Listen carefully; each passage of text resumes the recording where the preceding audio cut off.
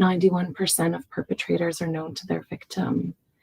So talk about, yes, discomfort, honoring that, but really equally trying to shift that a little bit to it's complicated, it's complex.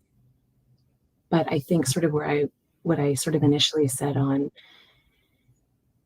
these, when we were introducing ourselves, these types of conversations are integral, right? To have them, to open this conversation up, to alleviate the feelings of discomfort and shame. And I think that, CSA thrives in secrecy, in isolation. How do we combat that? Right. And I think it's more, and it's been alluded to, right? It's more conversations like this. If 91% of perpetrators are known to the victims, usually this means, not in all cases, I don't want to discount experiences later in life happening, but there is a commonality with it happening at a young age and with the known person. Behavior changes, and parents might just be like, oh, something's gotten into my kid. When in reality, there's something completely underlying that, which sometimes is that abuse. Can you share a bit of these like signs and behaviors of children who may have been assaulted or exposed to CSA? For sure. It's such a good question. And I almost sort of think of that twofold. On the one hand, it's like maybe the way in which it will manifest itself or present itself in childhood, and then maybe what that looks like later on. So maybe sort of teenage years, adolescent years.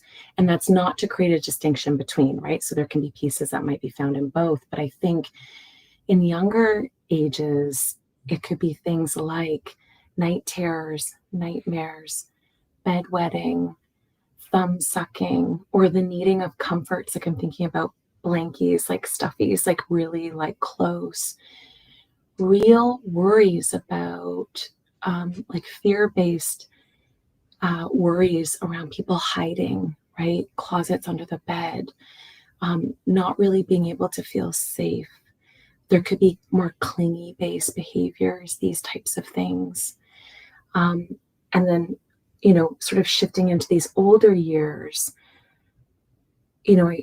not to say some of those wouldn't be present, but it might look like self-harm. And for the case of this discussion, it could be changes in eating behaviors, controlling eating.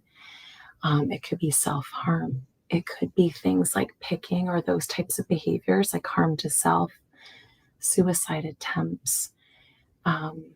It could be substance use, the numbing, the sort of escapism.